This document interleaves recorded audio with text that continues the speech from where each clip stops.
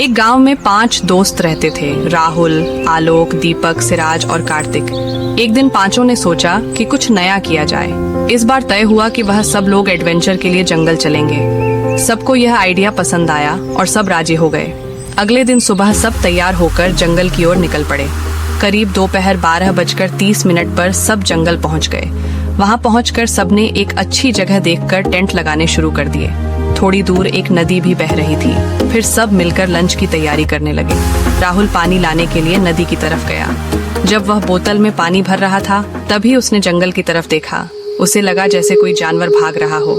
जंगल बहुत घना था, इसलिए साफ दिखाई नहीं दिया। राहुल ने सोचा शायद कोई जंगली कुत्ता होगा। फिर वह पानी भरकर टेंट के पास लौट आया। कार्तिक टेंट बनाने में व्यस्त था।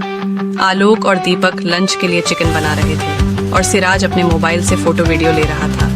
थोड़ी देर बाद लंच तैयार हो गया। सबने टेंट के पास चटाई बिछाई, लंच निकाला और खाने लगे। तभी सिराज कहता है, यार चिकन तो बहुत लाजवाब बना है, मजा आ गया खाने में। वैसे भी हमें बहुत तेज भूख लगी थी। उधर से राहुल कहता है, अरे यार थोड़ा सलाद सामने करना। सब हंसी मजाक करते हुए लंच खत्म कर लेते हैं। उसके बाद राहुल और दीपक थोड़ी देर आराम करने लगते हैं और बाकी तीनों लूडो खेलने लगते हैं। थोड़ी देर में राहुल की आंख लग जाती है। अचानक राहुल खुद को जंगल के अंदर पाता है। वहां पास में एक पुराना सा घर होता है। चारों तरफ घना अंधेरा था। राहुल देखता है कि कुछ दूर से कोई जानवर भागता हुआ उसकी तरफ आ रहा है। जब वह जानवर पास आता है तो राहुल दंग रह जाता है। वह एक बड़ा और खतरनाक भेड़िया था। वह बाकी भेड़ियों से बिल्कुल अलग दिख रहा था। डरावना, विशाल और चमकती लाल आंखों वाला भेड़िया राहुल पर झपट गया। राहुल किसी तरह बचकर भागने लगता है। भेड़िया भी उसके पीछे पीछे दौड़ता है। अचानक राहुल एक पत्थर से टकराकर गिर जाता है। फिर भेड़िया उस पर हमला कर देता है। अपनी नुकीली पंजों से उसकी छाती पर वार करता है। राहुल जोर से चिल्लाने लगता है और तभी उसकी आंख खुल जाती है। राहुल देखता है कि वह तो टेंट के पास ही दीपक के बगल में लेटा है। आलोक मजाक करते हुए कहता है, क्या हुआ भाई, कहीं सपने में गर्लफ्रेंड ने शॉपिंग की लिस्ट तो नहीं दिखा दी? सब हंसने लगते हैं। राहुल घबरा के कहता है, नहीं यार, जब मैं सोया था तो लगा जैसे मैं जंगल के अंदर चला गया हूँ। वहाँ एक पुराना घर था और चारों तरफ अंधेरा जंगल। फिर अचानक एक भेड़िया आया और उसने मुझ पर झपट्टा मारा। वो बाकी भेड़ियों से बिल्कुल अलग था, बहुत बड़ा और डरावना। सब बोले, अरे ऐसा कुछ नहीं है भाई, तूने बस एक सपना देखा है, तू यहीं पर है। अब शाम के 6 बज चुके थे। सूरज ढलने वाला था। कार्तिक कहता है, थोड़ी देर में अंधेरा होने वाला है, चलो रात के लिए कुछ बना लें। दीपक कहता है, अरे यार आज तो बहुत थक गए हैं, कुछ करने का मन नहीं कर रहा।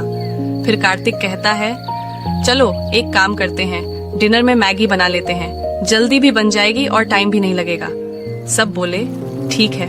रात में उन्होंने मैगी बनाई, सबने खाई और आराम करने चले गए। दीपक ने मजाक में पूछा, राहुल अगर सच में उस भेड़िए ने तुझे काट लिया होता तो तू क्या करता?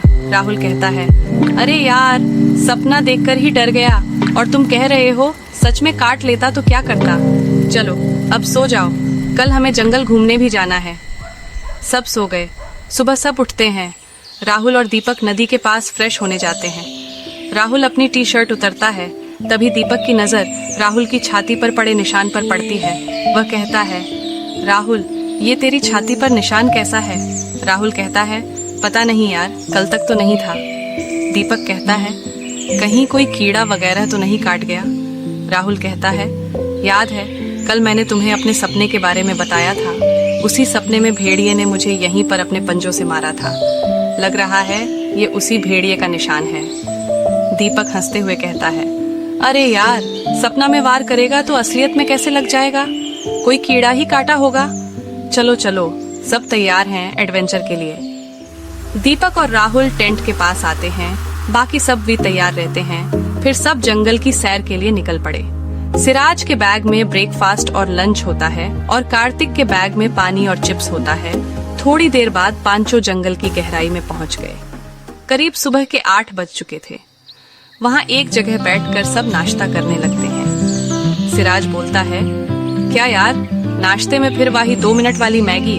काश यहाँ आमलेट और गर्मा गर्म कॉफी मिल जाती, मजा आ जाता। कार्तिक हंसते हुए बोलता है, अरे इस जंगल में तेरे लिए रेस्टोरेंट खोल दूं क्या?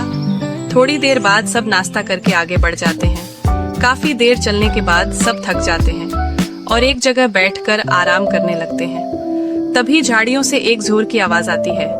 आलोक डर कर बोलता है, क्या है यार ये? तभी झाड़ी से एक बंदर निकलता है और उन्हें देखकर भाग जाता है। सब हंसने लगते हैं। अब दोपहर के 12 बज चुके थे। सूरज की रोशनी भी तेज हो गई थी। कार्तिक अपना बैग से पानी निकलता है। फिर सब मिलकर थोड़ा थोड़ा पानी पीने लगते हैं। थोड़ी देर आराम करने के बाद सब वहां से निकल जाते हैं, लेकिन उन्हें क्या पता था, वे लोग एडवेंचर की नहीं बल्कि खतरे की ओर बढ़ रहे थे।